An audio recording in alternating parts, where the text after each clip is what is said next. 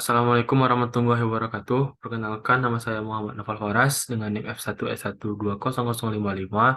Di sini saya akan menjelaskan tugas ujian akhir semester Supply Chain Management dengan menggunakan PT Astra International sebagai objek dari ujian akhir semester saya.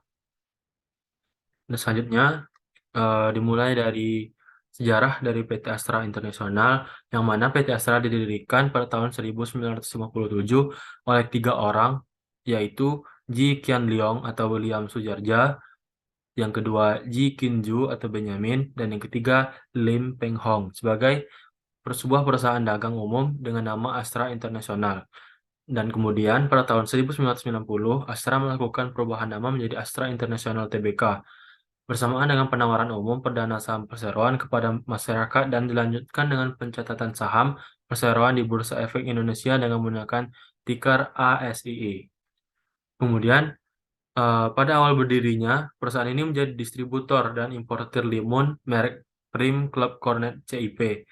Selain produk impor, ada juga produk lokal dari Bandung seperti pasta gigi Fresh Oden dan pasta gigi Odolden. Kemudian, bisnis usahanya yang lain meliputi pengiriman fosfat aluminium, bohlam lampu, dan mengekspor kopra serta minyak goreng. Pada tahun 1970, Astra secara perlahan-lahan ditunjuk menjadi distributor dari berbagai hasil produksi Jepang, di antaranya menjadi distributor tunggal sepeda motor Honda, serta distributor alat-alat perkantoran produksi oleh Fuji Xerox di Indonesia. Kemudian, untuk mendukung produksi di Indonesia, Astra juga mendirikan PT Federal Motor, atau yang kini kita kenal dengan nama perusahaan PT Astra Honda Motor, untuk menjadi pabrik perakitan sepeda motor Honda di Indonesia pada tahun 1971. Nilai kapitalisasi pasar Astra pada akhir tahun 2020 adalah sebesar 244 triliun. Sesuai anggaran dasar perseroan, kegiatan usaha yang dapat dijalankan oleh perusahaan mencakup perdagangan umum, perindustrian, pertambangan, pengangkutan, pertanian, pembangunan, jasa, dan konsultasi. Hingga tahun 2020, Astra telah mengembangkan bisnisnya dengan menerapkan model bisnis yang berbasis sinergi dan terdiverifikasi pada 7 segmen usaha, yang mana 7 segmen usaha tersebut terdiri dari: yang pertama otomotif, yang kedua bidang jasa keuangan, yang ketiga alat berat, pertambangan, konstruksi, dan energi, yang keempat agribisnis, yang kelima infrastruktur dan logistik, yang keenam teknologi informasi, dan yang terakhir adalah properti. Selanjutnya itu strategi dari PT Astra International. Salah satu strategi bisnis yang digunakan oleh PT Astra International adalah program percepatan yang dilakukan untuk menciptakan nilai tambah grup Astra, sekaligus merespon disrupsi yang terjadi karena pemanfaatan teknologi digital yang telah mengubah struktur pasar serta kondisi bisnis saat ini. Dengan pemanfaatan teknologi digital mempermudah perusahaan dalam menjalankan strategi bisnisnya. Dan kemudian strategi perusahaan dan kebijakan strategis pada tahun 2010, Astra mulai menerapkan peta strategi Triple P Roadmap menuju transformasi menjadi Pride of the Nation. Triple P Roadmap memuat kerangka strategis sebagai panduan untuk yang pertama, pertumbuhan bisnis yang dituangkan dalam portofolio roadmap. Yang kedua, pengembangan sumber daya manusia yang dituangkan dalam People Roadmap. Dan yang ketiga, merealisasikan kontribusi sosial berkelanjutan perusahaan yang dituangkan dalam Public Contribution. Kemudian, keberhasilan pelaksanaan kerangka strategi tersebut ditentukan oleh 3 faktor utama. 3 faktor tersebut yaitu kejelasan strategi roadmap-nya, dan yang kedua, keberanian dalam implementasi, yang terakhir, kedisiplinan pada proses eksekusi.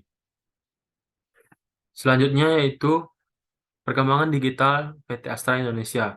Berbagai indikator digital landscape di Indonesia saat ini memetakan arah perkembangan untuk segmen bisnis solusi berbasis teknologi informasi yang dipacu oleh tren pengembangan transformasi digital.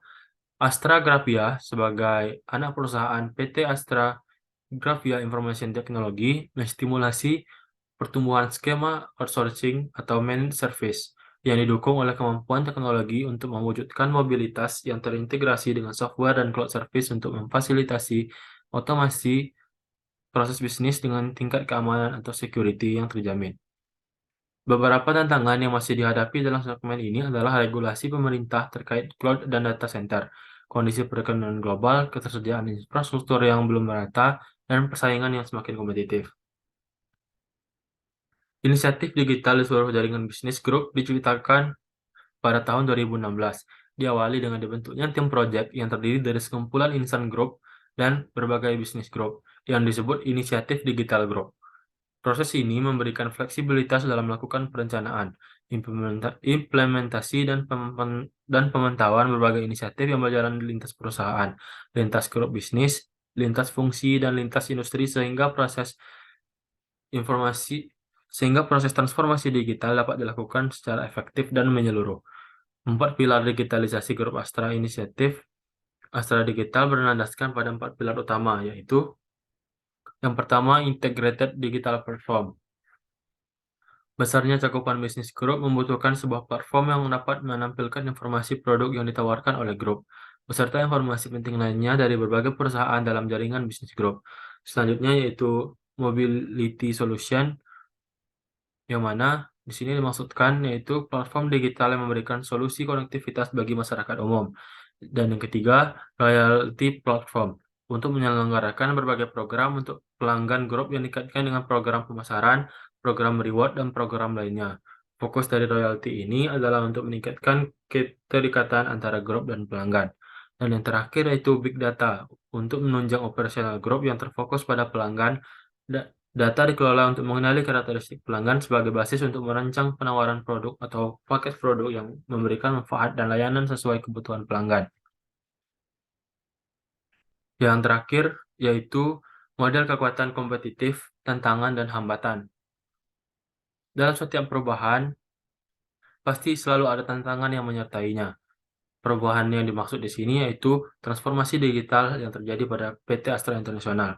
Berikut adalah 5 hal yang menjadi tantangan dan hambatan PT Astra International, yaitu yang pertama, ancaman pendatang baru. Setiap pasar selalu memiliki potensi masuknya pendatang baru yang ikut meramaikan lalu lintas transaksi di dalamnya.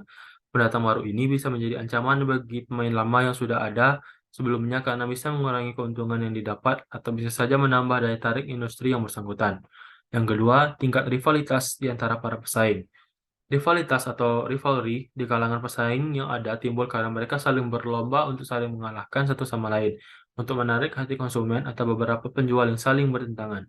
Melihat adanya peluang untuk memenuhi kebutuhan konsumen lebih baik atau mereka berada dalam tekanan untuk memperbaiki kinerja. Yang ketiga yaitu tekanan dari produk pengganti atau substitute produk. Produk perusahaan sering menghadapi persaingan yang ketat dalam produk dari industri lain yang dapat menjadi alternatif bagi konsumen untuk memilih. Suatu produk dapat menjadi substitusi atau pengganti bagi produk lain jika konsumen menganggap produk-produk tersebut mempunyai fungsi yang sama. Yang keempat, kekuatan tawar-menawar pelanggan. Kekuatan tawar-menawar pelanggan bisa bergerak dari posisi lemah sampai kuat. Pelanggan memiliki kekuatan tawar-menawar dalam berbagai situasi. Makin kuat seorang pelanggan dan makin besar jumlah yang dibeli, makin kuat posisi pelanggan dalam negosiasi dengan penjual. Situasi itu memberikan peluang bagi pelanggan untuk mendapatkan potongan harga dan syarat-syarat yang lunak. Dan yang terakhir, kekuatan tawar-menawar pemasok. Kuat atau lemahnya posisi tawar-menawar pemasok sangat tergantung pada kondisi pasar dalam industri yang bersangkutan dan seberapa penting bahan yang mereka suplai.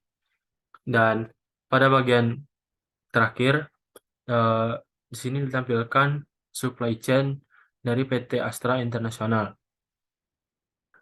yang mana di sini terdapat supplier, manufaktur, sole distributor, main dealer, dan financial service.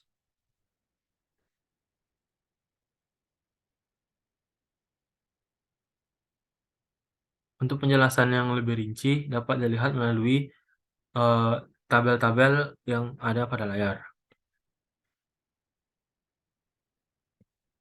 Baiklah, hanya itulah yang dapat saya sampaikan. Apabila terdapat kesalahan, mohon dimaafkan. Wabillahi taufiq wal hidayah. Wassalamualaikum warahmatullahi wabarakatuh.